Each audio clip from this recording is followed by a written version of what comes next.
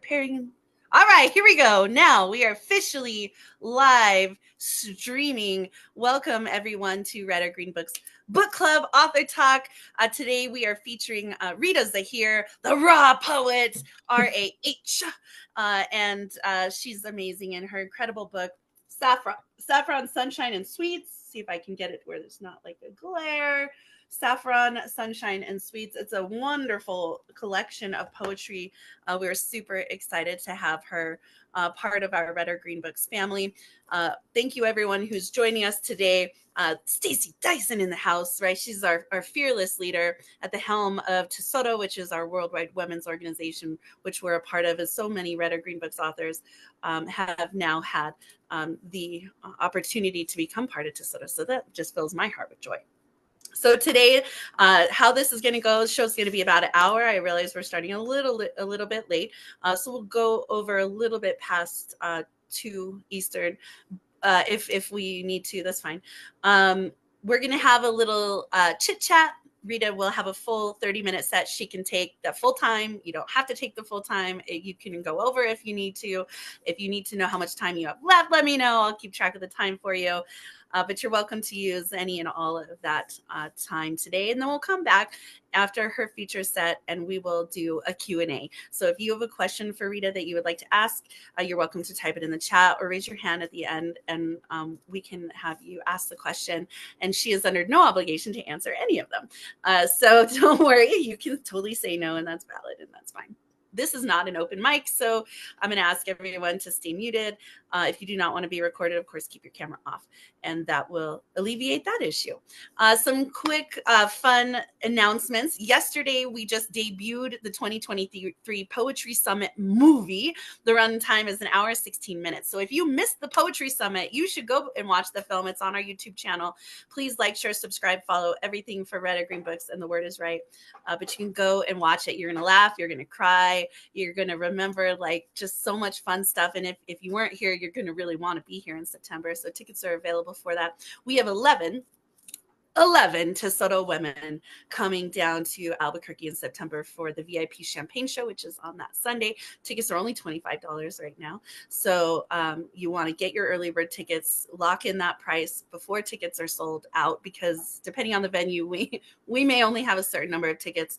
We'll see what happens, but get your tickets. The proceeds go to fund Tesoro, which is, of course, one of the organizations that we are sistered with, and that you can find information on us at firesingers.com.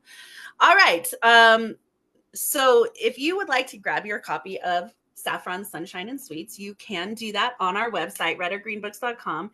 And Sunshine is the coupon code. I'm pretty sure Sunshine is the coupon code. Get you $5 off. All the proceeds, all the sales this month of her book go straight to Rita. So please support the poet, and she'll send you a signed copy. Support the poet. Get your signed copy today. All right, let's go. Other exciting news real quick before we continue is the 2024 debut poets launch is right around the corner. We're going to be making the big announcement of who is going to be there in March. We have so far 11 poets in the debut poet launch. That is so exciting. It's so much fun. So yeah, you're not going to want to miss out on the women. And there are some Tesoro women in there. So I am super, super jacked to announce who is coming to publish this year. All right, so let's go. Miss Rita, why don't you tell us a little bit about you, about your book, the journey really to produce this, like, you know, how long did it take you to write the book? What is the overall arching theme, so people who have not read it can understand what they're going to be getting, and talk a little bit about, you know, what you got coming up, like what's your journey been like, and all that good stuff. Here, I'm going to spotlight you also, because, you know, we are live and I want to make sure folks on the live stream can see you. And yeah, there you go. Okay. Thank you. I don't know why after all this time I still get giddy and nervous, but I think it's because it means so much to me and I'm excited about it. So, like you said, this is my first book, which was always a dream of mine, to write a book. And the dream started to really take shape at the end of 2020, which was a really tough year for me, and the beginning of 2021 when I actually started writing poetry and then later that year performing it live. And I realized, oh no, I'm not just obsessed with poetry, and it hasn't just been my best friend throughout a lot of tough times in my life, but it is my calling, it is my love, it is my savior, it is like my grace. So that year I spent doing a ton of poetry all over the place, on social media and then eventually live. And I started saying, yeah, my bucket list, and I said it at an event, a live event where I was being interviewed, is to write a book. And the beautiful Marissa Prada reached out to me and was like, stop saying that. Let's do like, you're going to be saying that forever. And it's true. I probably would have been just continuously saying that forever, and not getting my act together unless she did that. And then the timing was ethereal because it really overlapped with some time where career-wise, I wasn't like the mania that I was in 2022. And so the book, after a lot of her reminding me of timelines and saying it just has to be perfect for me and not the real essence of perfect, came out. I named it Saffron, Sunshine, and Sweets because I wanted it to reflect both who I was, my journey, my background, but also kind of what the story was. And in my mind, it kind of was like this three courses, right? Because it's broken out into three sections. One is Saffron Sunrise, which is stories of origins, beginnings, becomings. Saffron Sunset, which is more stories of endings and loss and that kind of changing you in that way. And then finally, this dessert round of Saffron Sweets, which is stories of love. And those are family stories, friendship stories, all kinds of stories of love, that I put together for this book. And that's the story of the book.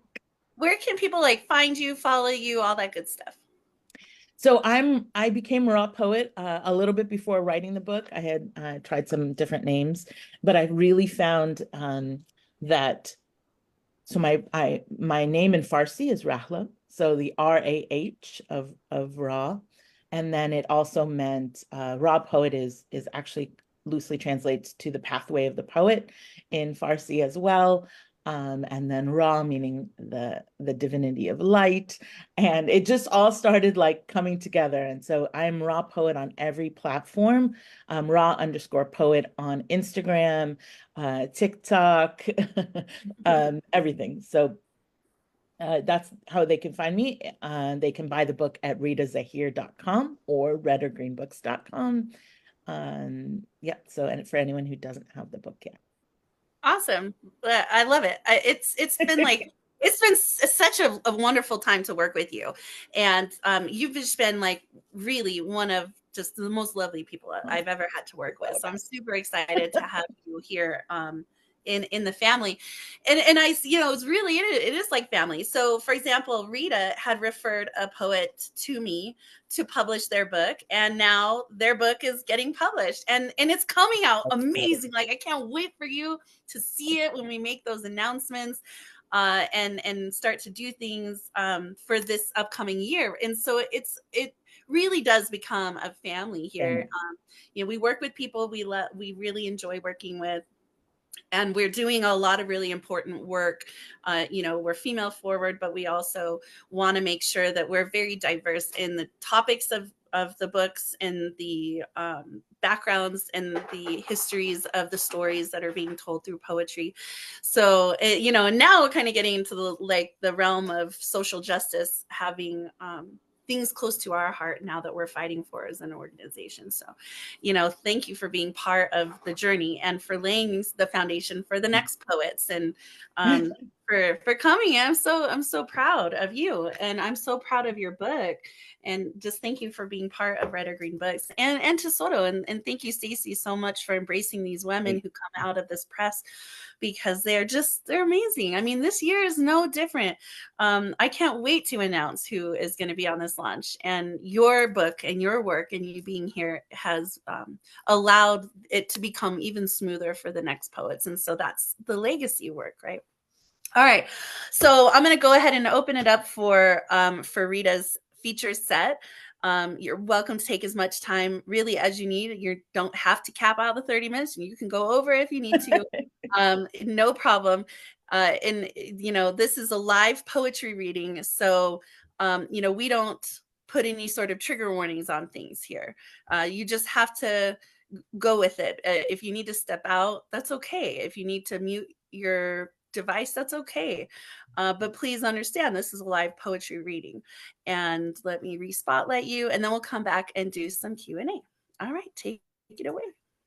Okay. All right. I thought today I could start with some pieces from Endings, actually, which is a weird way to start a piece. But this piece is called Jezebel, and it actually does come from a recollection in my memory of somebody referring to me as a Jezebel.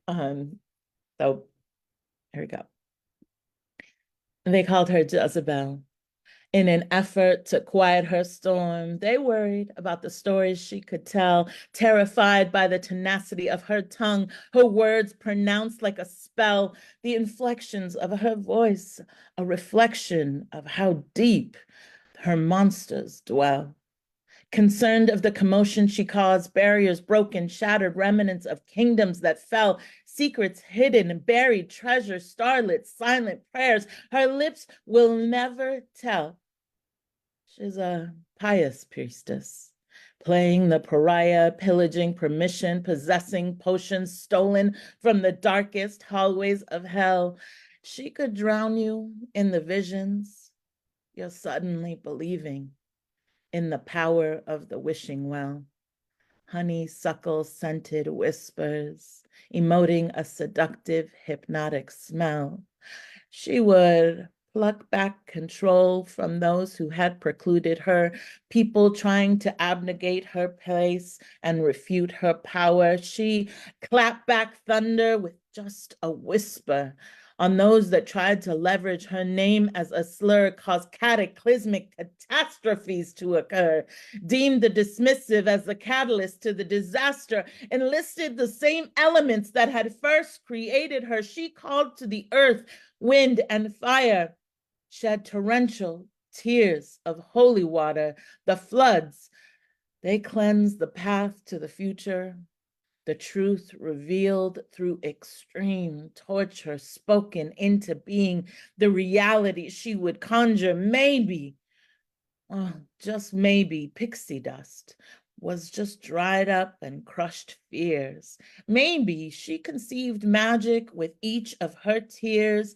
Maybe the gallows of growth is where the victim finally disappears, and there stood a heroine, a self-defining happily ever after. She would glue her broken pieces back together and don it as a beautiful shield of armor, wield a sword forged in the flames of forbearance, the proud protagonist pushing past the prejudice, just past the precipice with pure petulance, because after the storm finally settles, only new growth will restore balance.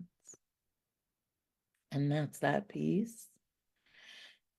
Okay, this one's a harder piece for me. It was harder to write because it was a piece about someone who was very close to me, who passed away.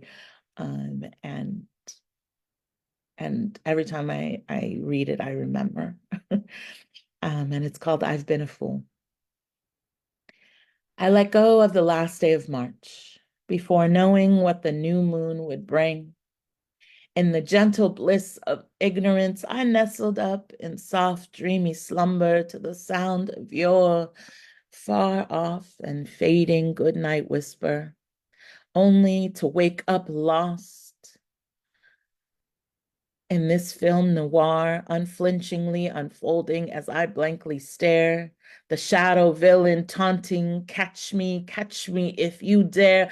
I've been living off the substance of your sublime smiles, lounging lackadaisically like an old lover in the plush regal chambers of my mind, existing as a perfectly preserved, guarded ghost.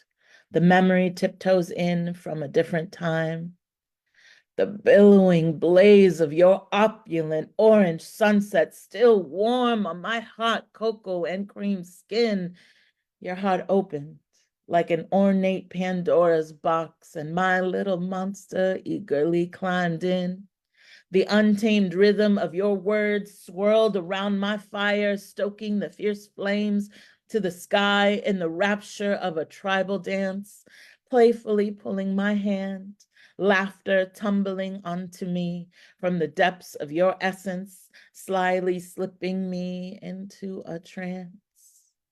We float for a frozen moment, then fall together on the floor. Your presence snowballs all around me, rolling down the mountain, giggling with innocent abandon and sacrificial glee. A barrage of iridescent blue butterflies take to the purple sky. The cocoon around my heart cracks open. Your maroon hollyhock lips attract my butterfly kisses, scouring the landscape of your earth for nourishment. The pollen from the tip of your tongue tastes like raw honey and impending abandonment, absorbing the fragrant nectar of your neck, sitting on my lips like candy-coated sacrament, as the brilliant diamond shine of your smile draws me into a utopia of your cubic zirconia lie. Now I am just a hopeless fly, trapped in the precious amber gleam in your eye, and I would have been content to exist there forever. But the curtains closed on that stage, and it was the end of the last chapter of our acclaimed play. Words carelessly fell off the page. And then, for 3 endless days, I sent messages in bottles, maliciously sinking to the bottom of the salty Dead Sea, like the lost sea squirrels, inhabiting lightless, frigid depths. Your very existence became a mystery. The angel of death stole that last dance, spun you into the light that now only lives around me. I continue to love you in this present tense, even though you now only exist as a myth of a memory. And that's that piece. Okay, so this piece is called Sacrificial Sunset. And I was telling Marissa that I wrote this for a prompt about the sun. That's all the prompt was, sun. But I really hurried up to re-edit it. Not re-edit it, but edit it and get it appropriate for the book, even though it was on the very end of when all the stuff was due, because it was an important piece to me about that feeling of wanting to let go. And it's called Sacrificial Sunset. He scribbled suicide notes in stardust, hiding them in the lonely corners of the galaxy. The world may require explanations when they notice he didn't show up for work. Maybe no one ever notices the brightest star in their galaxy is burning out until it is too late. The brilliant blaze of his light brought others out of darkness, so how would they surmise that his home was burning down? No one questions the lifespan of a star. They admire it from a distance, profiting from its existence and trying never to look directly at it. When everyone else slept, he just watched the world turn, always missing the moon, not knowing she's still reflecting his own light. You see, supernova can come for any of us. The rule is the more massive the star, the faster it burns up. And that's how depression lurks. The strongest beam can still be easily bent. The brightest light casts the darkest shadow. So he sat by the western coast, as he did every evening, watching the world change color, usually fighting to stay above water. But in the dimness of that final dusk, he resolved to just let go. So after I wrote that, I performed it for a session on suicide, and so I added an epilogue.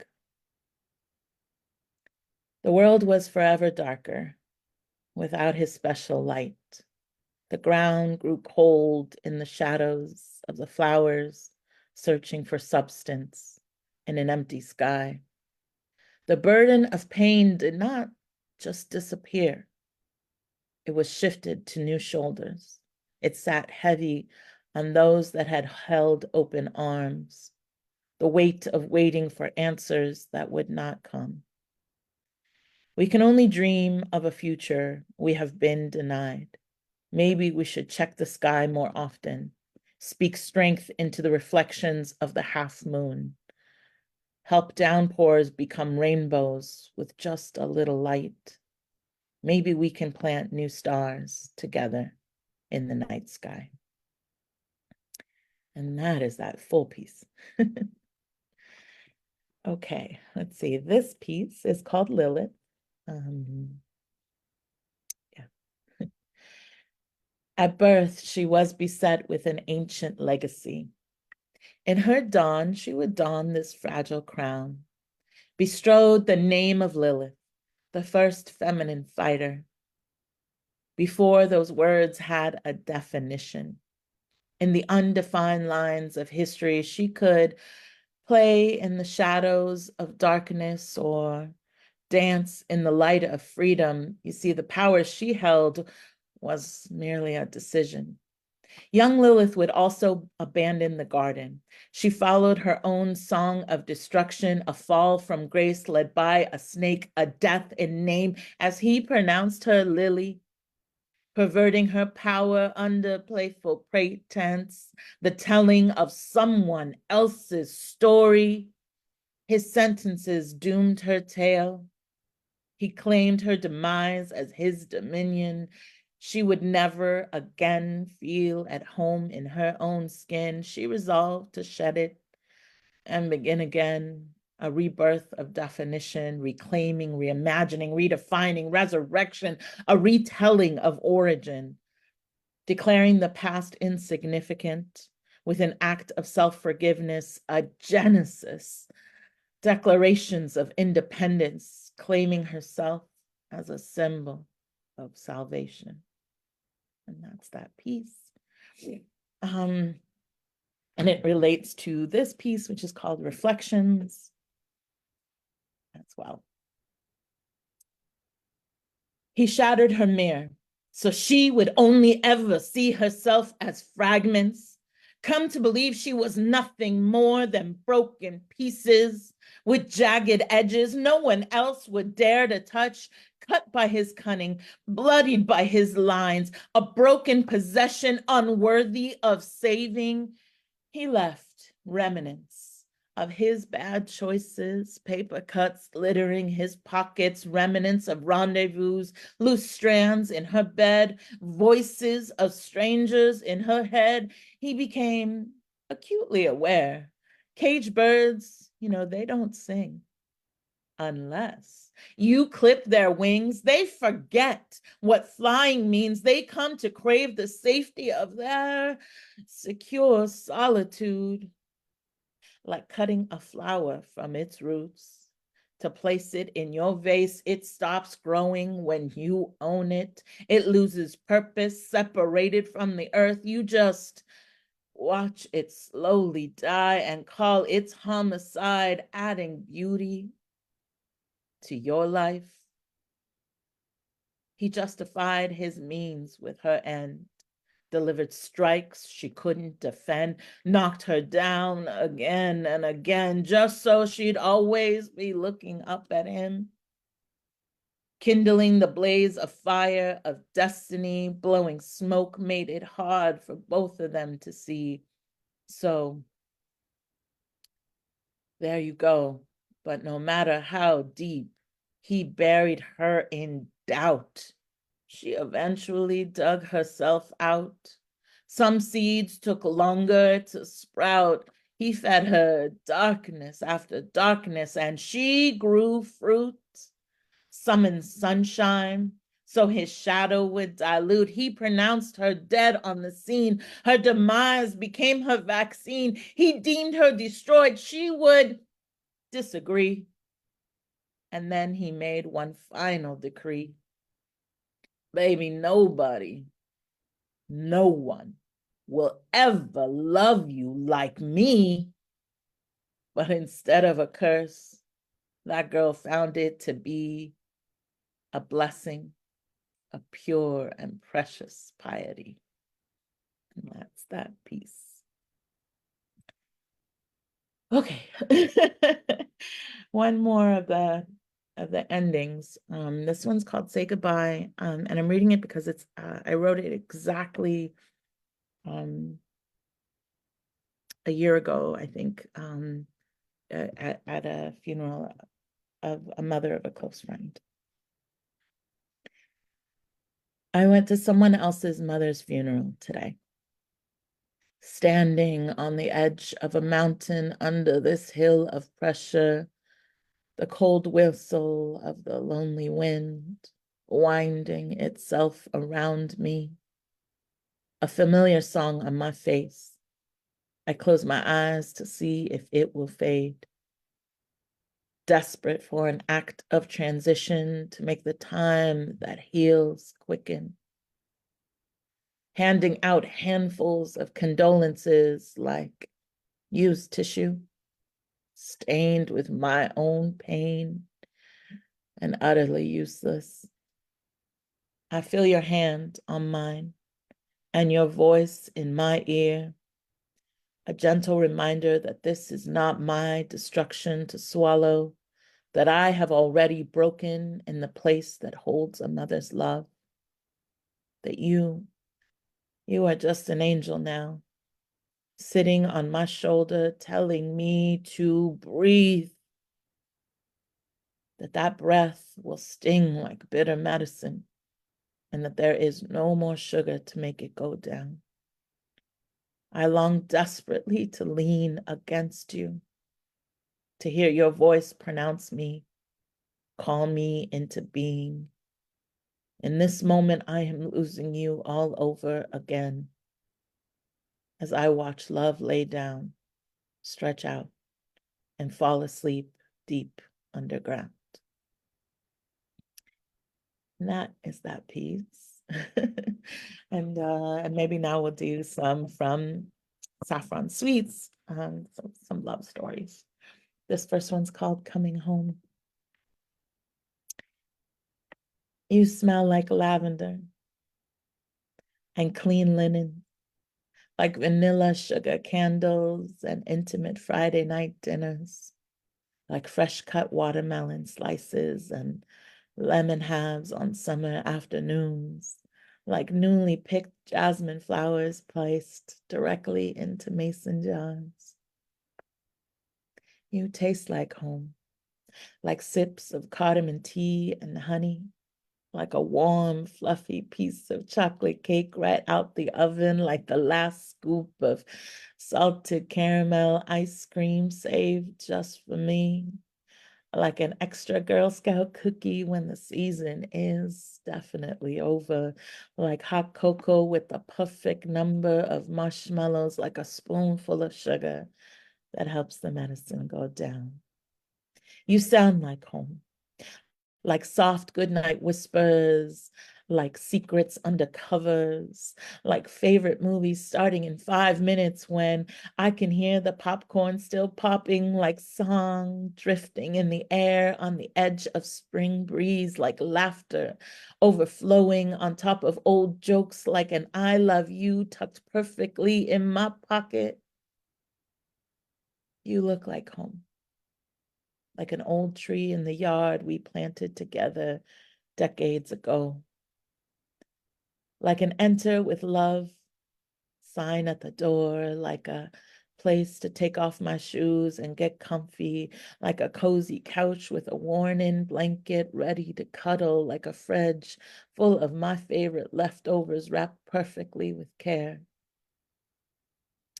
You feel like home, like slow good morning kisses and elaborate hugs goodbye, like long showers and streams of hot water and mango body wash with extra foam, like waking up from a pleasant dream in your warm bed, like always knowing exactly where everything is, like a shoulder massage after a long day that ends in neck kisses and a wraparound gentle embrace, like a sanctuary, somewhere I finally feel safe.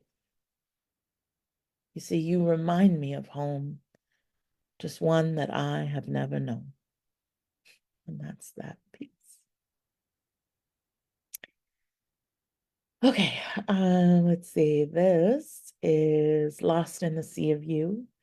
That was also done off a prompt called The Sea. Is your heart aware that the ocean is actually never still? That under that smooth surface, it's always in motion. Waves constantly triggered by energy passing through water. I stood still at the edge of the swell of the sea, in the dark magic of the night, the cold kisses of the breeze caressing me, the rub of grains of sand on my feet, sanding down my defenses, beckoning me to become one with the lips of the shore, the smell of the ocean air flirting with my feelings, calling to my salty tears to come home. The rolling tides waving me in. You see, small currents are created by the friction between wind and surface water. But these deep riptides were built on the primal relationship of the ocean and the moon, a pull that feels gravitational, a natural exchange of energy, the very basics of physics and chemistry, my base instincts forcing me to breathe it in. I inhale the sharp shards of the ghosts crowded in around me, fragments of memories of every broken piece of glass, longing to be softened by salt water. And I exhaled it all out in a jagged shout, a scream that was summoned from my core, that emptied itself into the oncoming crest. The crash of water echoed my thunder like a rogue wave signaling a storm, a tsunami, created by a disturbance deep, deep under the surface. I released the roar of my disturbance as the tentacles of the tide reached up, greedy and grasping my discarded energy, coalescing around every drop into the effervescent foam, claiming it into the ebb and flow of the current, dragging it like a prisoner back into the darkness, rolling with the retreating army of the tide, all without ever even saying goodbye.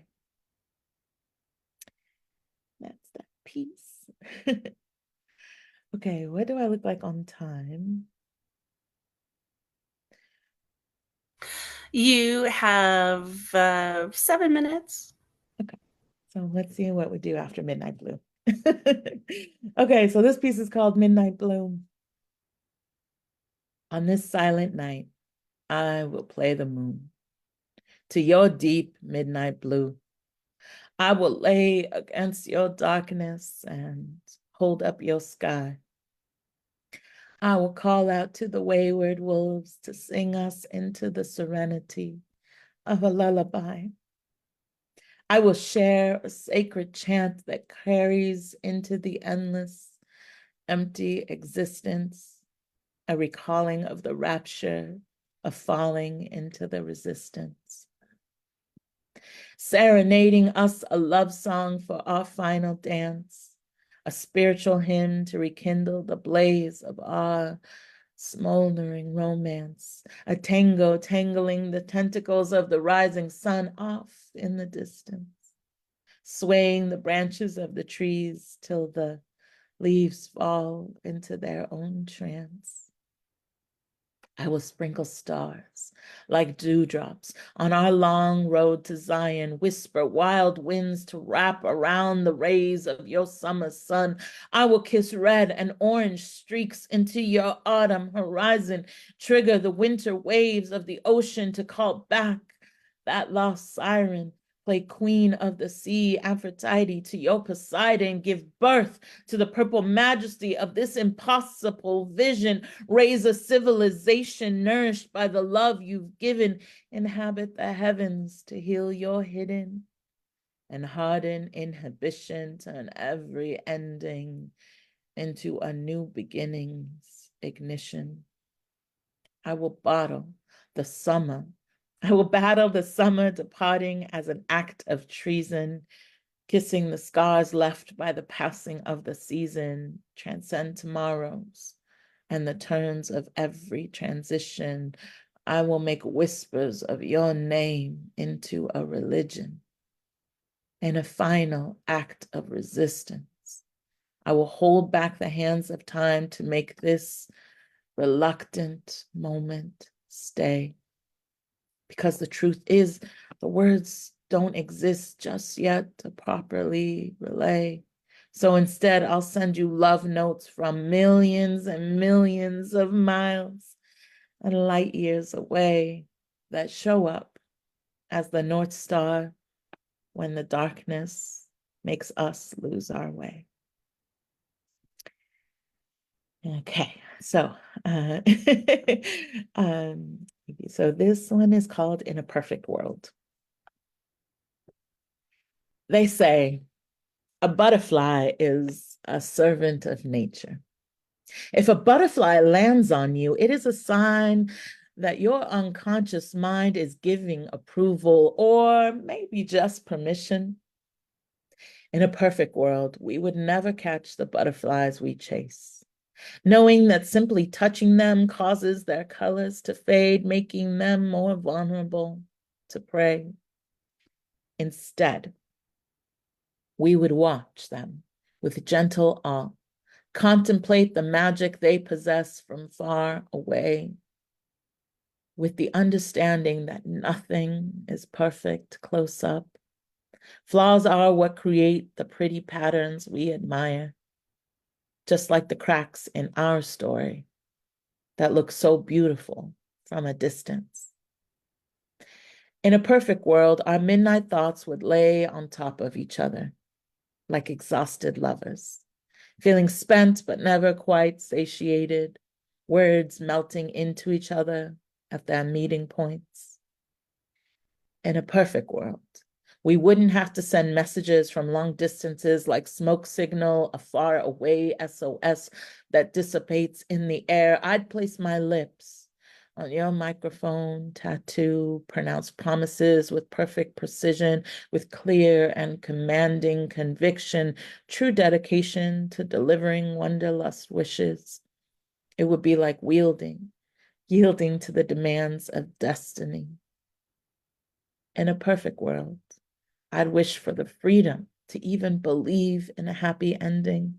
I'd bury myself in your story of me, of us. I'd heal your afflictions with my affections, manifest a mending to your melancholy, cast a spell on your sorrows, recharge your aura with my energy, uncomplicate this road between you and me, steal kisses on wistful walks under the stars, the same ones that had held us together when we were so far apart. In a perfect world, we'd make love in the morning, make dinner at night, make poetry every day, make new stories, make old memories, make magic, make mini fairies, make wishes come true, make dreams into prophecies.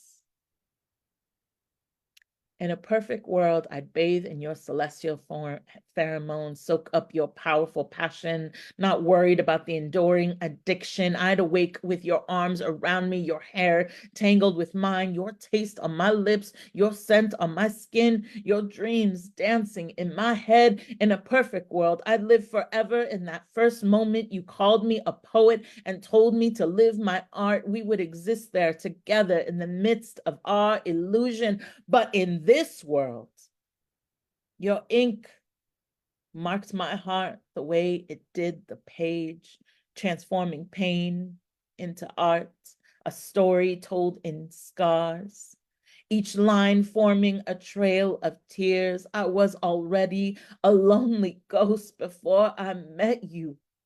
But you turned on the light in the attic, and now I see with great clarity the calamity that has befallen me. My heart rattles, making a noise everyone can hear. They call it poetry, I call it absolute despair. And as my ache for you echoes through my whole body, it displays how hollow my heart has been. It gives the emptiness a name. It stills the storm I created to distract myself, empowers a quiet I have been running from in the imperfections of this world. And that's that piece. And I think that rounds out my time. Oh my God. You guys, unmute your mics. Give it up for the one and only Rita Zahir, the raw poet. Woo! Thank you so much. I haven't read like that in a long time, so thank you. Oh my God, right? It's so exciting. Yeah, we got some openings at Word is Right. If you ever want to come do a show, like you let me know. I do, and I am trying to make it out to the conference next year. Right now, not able to plan anything. So right, yeah. Well, whenever you're able to come, I can't wait to meet you in person. There's so much crossover with Tesoro, Red or Green Books, and Word is Right, and so many of us, right? We're just so part of a lot of different things all within the same community. And when you hug a Tesoro woman, it's like your sister, like, you're just like your family coming home. There's an energy there. Yes. And I credit Stacy for sparking that flame. But yeah, I think all the women of Tesoro that I've met have been incredible and continue to be just such a good community. So I'm so proud. I'm proud to have written this book with you. I'm proud to be a part of that community. Yes, get your copy. Right? You can read more about Tesoro on firesingers.com. You can read the reviews. You can read Rita's bio also on the website, on the Red or Green Books website, Red, READ, right? Poetic license. And this month you can buy her book for only $10. That's practically free through the website, right? You got to put her book in the cart, and then you got to use the coupon code Sunshine, and that will get you $5 off of your order. And all of the sales in this month for her book go to her. So, like, support the poet, and we'll send you a signed copy. Like, what more do you guys want, right?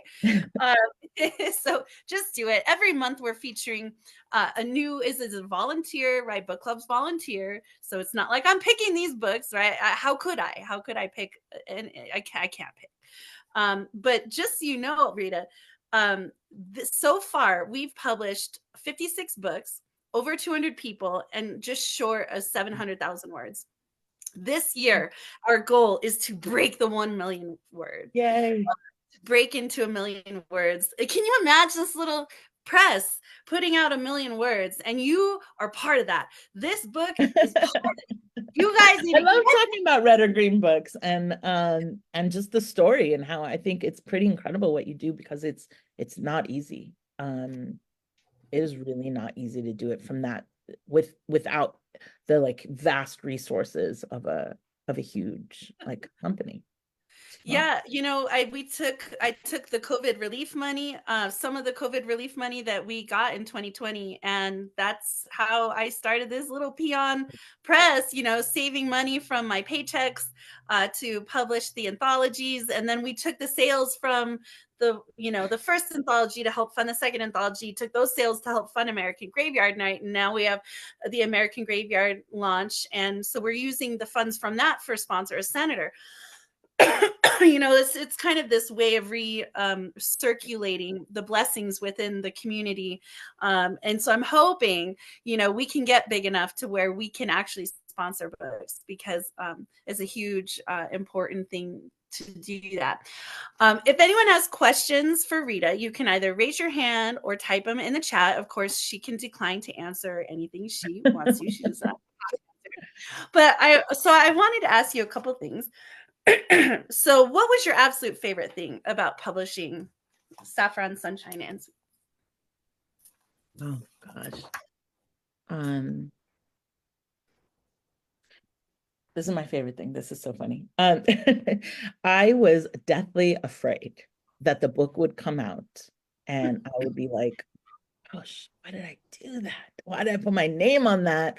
And like, I'd heard that a lot of people regret their first book, or they, whatever, are embarrassed by it, whatever. I desperately wanted to love it, to have that feeling of I love it. And after I got it, and it was a while after I got it, and I'd, read it obviously a million times, but I was reading it one day and it occurred to me, I was actually reading it on an airplane, which was also a dream of mine, to read my own book on an airplane, because I always read books on airplanes. I was reading and I thought, no, I really do love it. I really, really connect with it. I know years from now, hopefully I'm always getting better. That's my dream, that I'm always getting better. And I'll look back and be like, all right, I would have made this better. I would have made that better, but that I always love it. But that feeling of recognizing, no, I really do love it, was my favorite part of the book. and your picture. Like, this is a stunning picture of you, by the way. I when you said cover, it's I a was little like, bit of AI oh. there. But it was supposed to be this idea that the book is really just so raw and like an open view of me. So it's a self-portrait of me, the book. So the cover is a self-portrait of me, and I'm wearing the necklace, which is also on the back cover, that my mom gave me, that I call the poet and the muse. Yeah. Because some days she's the poet and some days she's the muse. But yeah, so that's the self-portrait that came out. And I love doing these Q&As because, like, as we talked about earlier, we have the 2024 debut poets launch, right? And so everything that you are feeling, they're feeling, right? And so you and everyone, like Shaki's in the room, so Oh, everyone yeah. who has come before you, everyone feels these feels, right? And it's totally okay to feel the feels. And having other authors on book club talk about what was going through their minds, what was their journey, what's their story, like, it helps the next poets really feel affirmed in feeling some sort of way about their book, right? What was the biggest like learning lesson or takeaway when you were making this book? Really early on, I don't know if you could recognize it, but I wasn't sure that I was ready to write a book, or that I was good enough. Right. And you really helped me focus and understand that, like, you really helped me believe. And that was my biggest learning. That was the biggest change that I felt occurred in my like life. My poetry, book writing life, was like you saying, well, no, like, you are ready, like, do this, don't put it off, don't delay, don't say, oh, I'll do it next year or whatever. That really helped me. And then, and then when I was younger, I was really good at the process of writing and like grammar and things like that. And I'd forgotten that.